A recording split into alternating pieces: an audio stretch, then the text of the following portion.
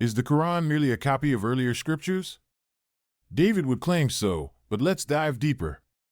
While he suggests the Quran borrows stories from previous texts, the Muslim lantern presents a compelling counterargument. The Quran not only corrects errors found in the Bible and the Torah, but also includes significant historical events and narratives that are missing from those scriptures. This isn't about plagiarism, it's about revelation and clarity. The Quran stands unique, offering insights and truths that challenge earlier accounts.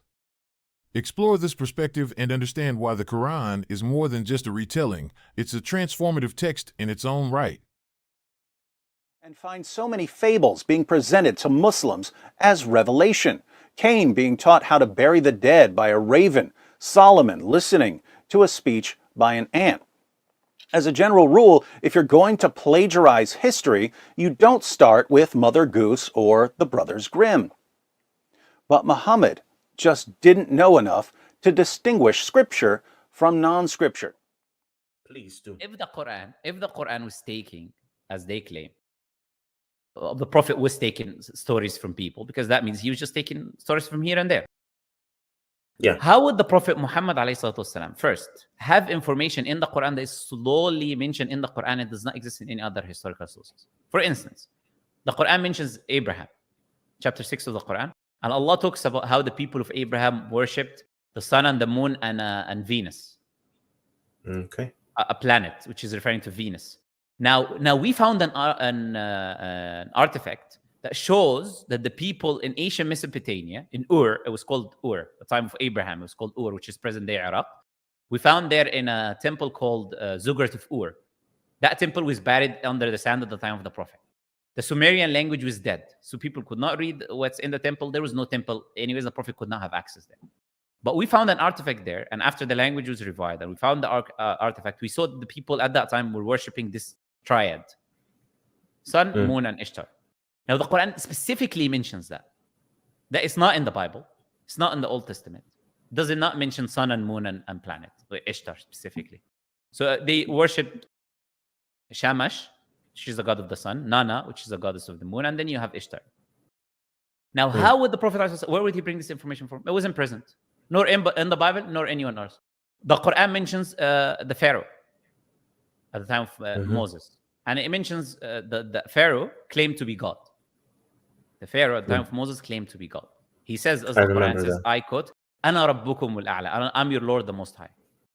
He also says in the Quran in a different place, "Hal alimtu lakum min ilahin ghayri." Do you know any gods beside me, any other gods besides me? So he claimed to be God. Now that doesn't exist in the Bible.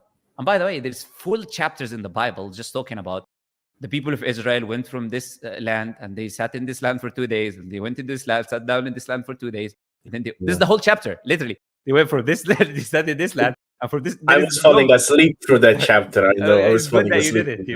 It's good. Okay, so if this irrelevant information of they sat here for a little bit, they sat here for a little bit, is mentioned, a very important event, the fact that Pharaoh claimed to be God, is not even there. And the Quran mentions it. If the Prophet was taking information from people, where did he bring this information from? Now, we know this information is historically valid. How do we know this information is historically accurate and valid?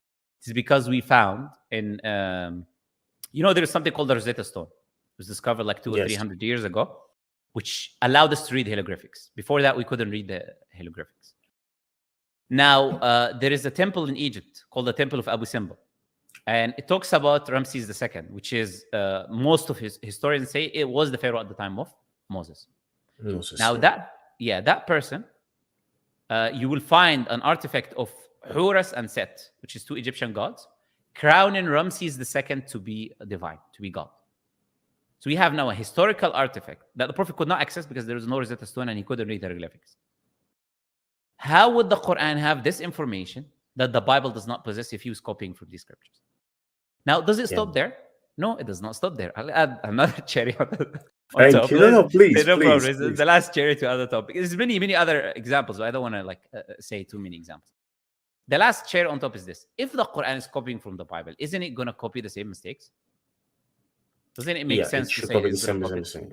Yes. Yeah. So when it mentions the story, for instance, when the Quran mentions the story, I'll give one example. There's many examples I can give of mistakes in the Bible, historical and otherwise, the Quran does not mention.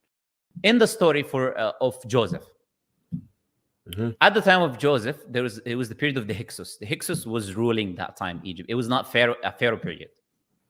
So whatever the leader was at the time, it was not called Pharaoh, because Pharaoh was later on in the New Kingdom. The term started to be used. It was taken from the palace, and then the palace itself was called Pharaoh, and then it was given to the king. The king was called Pharaoh in the New Kingdom. Now, in the Middle Intermediate Kingdom, which is the time of Joseph, talking about Egyptology now, Egyptian history. So in the Middle Intermediate period, the Hyksos was ruling that land. So at the time of Joseph, it was not a Pharaoh ruling. That term was not even used for the king. It was a king. But the Bible calls him Pharaoh. Whenever Joseph is addressing him, it addresses him as there is a historical error. That cannot be from God, because God knew who was a king and who was a Pharaoh. Now the Quran makes this distinction. At the time of Moses, it calls the leader Pharaoh, explicitly. And at the time of Joseph, it called him Malik, king. Now, if the Quran and Prophet Muhammad and whoever is copying, how would that person copying know, oh, look, this is a historical error mistake?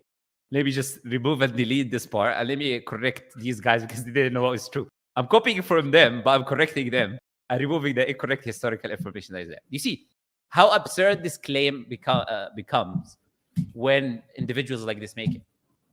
Becomes completely and utterly absurd. And that's why you'll always see any historical, not only historical, but even rational issues in the Bible, the Quran does not repeat, because these are interpolations and manipulations and corruptions of men. For instance, you have the idea of the original sin. The Quran does not repeat that, because that is not rational and it's not from God. The idea that Adam was created perfect and he did not know right from wrong, but how is he punished then after for not when he was created? He didn't know the knowledge of right and wrong. When he ate from the tree, he learned. This information is not in the Quran. For instance, the prophets of God were horrible individuals. Like, for example, you had some of them. Solomon, David, yes. They were all described as adulterers, worshipping others than God. And they were depicting a very bad light. Yeah, he slept with his own daughters. Abraham marrying his sister. Like, I don't know, list goes on. All of this, what we would call garbage, because it's attributed to the prophets of God, it's not in the Quran. Because how would you come and learn from these people? God sends them as guidance for the mankind. Who's going to learn from someone who killed a man to get to sleep with his wife?